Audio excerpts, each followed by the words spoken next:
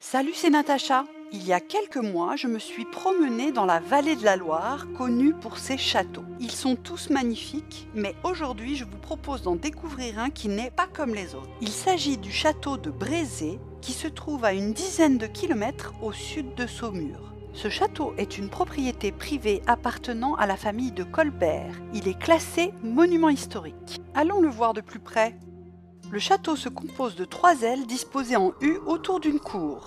Ici vous voyez l'aile sud de style Renaissance. L'aile centrale de style néo-gothique possède une belle galerie percée de 7 arcades. Et l'aile nord où se trouve l'entrée du château est également néo-gothique. J'ai déambulé à l'intérieur du château à la recherche de sa singularité. Certes, les plafonds sont magnifiques et il y a tout un tas de fresques et de tableaux sur les murs, mais j'ai déjà vu ça ailleurs. Alors, où se situe l'originalité du château de Brézé? Pour éclaircir ce mystère, j'ai fait appel à une spécialiste, Stéphanie Zurich. Elle m'a donné rendez-vous dans la galerie Renaissance du château.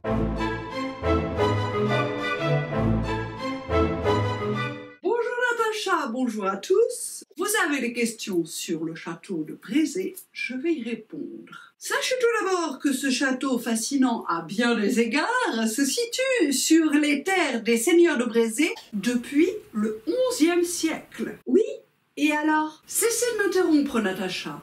Donc, la bâtisse que vous avez devant vous n'a été érigée qu'à compter du XVIe siècle. Donc, me direz-vous, que s'est-il passé pendant 500 ans?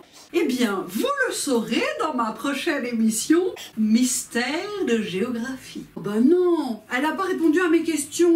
Moi, je veux savoir tout de suite. Vous savez qu'au Moyen-Âge, les attaques de châteaux sont fréquentes. Mais les seigneurs de Brézé sont malins. Plutôt que de construire des fortifications, ils décident de creuser le sol pour créer un château souterrain. Donc sous le château aérien, il y a un autre château troglodytique. Et il est immense. Voici en bleu le château aérien et en rouge 4 km de galeries creusées dans la roche entre 9 et 11 mètres de profondeur. Cette roche, c'est du tuffeau, une pierre tendre donc assez facile à creuser et à extraire. Dès que des attaquants se profilaient à l'horizon, les seigneurs de Brézé se réfugiaient sous terre avec leurs familles, leurs domestiques, leurs gens en armes et même leurs chevaux. Ils avaient tout prévu, des cheminées d'aération, des puits de lumière, des mangeoires pour les chevaux.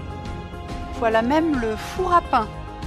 Ce système de défense peut paraître paranoïaque, mais il était efficace. Le château ne sera jamais pris. À partir du XVe siècle, les seigneurs de Brézé vont construire le château de surface directement avec le tuffeau présent dans le sol.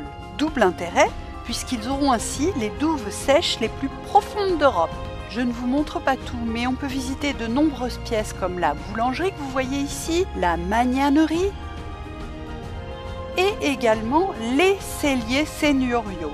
Les vins du château de Brézé sont connus depuis le Moyen-Âge. Au XVIIe siècle, ils sont appréciés des plus grandes cours d'Europe.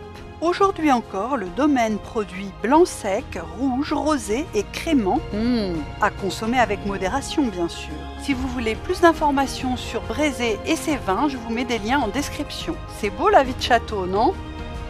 Pour vous abonner, c'est simple, cliquez sur la petite licorne et vous pourrez aller voir toutes les vidéos que je propose sur ma chaîne.